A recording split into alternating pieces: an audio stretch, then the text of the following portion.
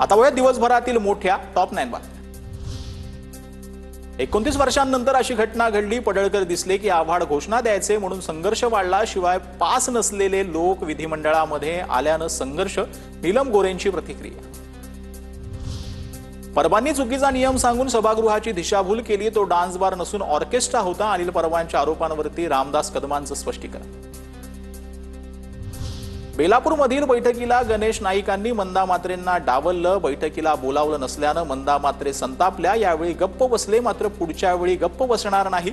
मंदा मात्रेंची प्रतिक्रिया। ड्रग्ज बंदीसाठी साम दाम दंडाचा वापर करा। ड्रग्ज निर्मूलनासाठी झारखंडमध्ये हे नंबर 1 राज्य आहे। महाराष्ट्राचा नंबर त्यात नाही, याचं दुःख अमृता फडणवीसांनी व्यक्त केली खंत। मुख्यमंत्री धडधडीत खोटं बोलतायत। सोमनाथ सूर्यवंशी यांच्या कुटुंबियांचा आरोप। सोमनाथच्या पोलिसांच्या मारहाणीमध्ये मृत्यू झाला, कुटुंबियांचा दावा। मुख्यमंत्री आरोपींना पाठीशी घालत असल्याचाही कुटुंबाचा आरोप।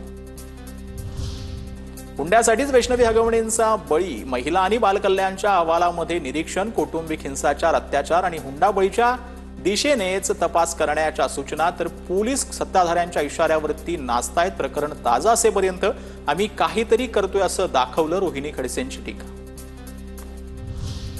धाराशिवमध्ये जात पडताळणी प्रमाणपत्र मिळण्यास उशीर होत असल्यानं मराठा बांधवांनी पालकमंत्री प्रताप सरनाईकांना अडवलं। सरनाईकांनी जिल्हाधिकाऱ्यांना झापलंय।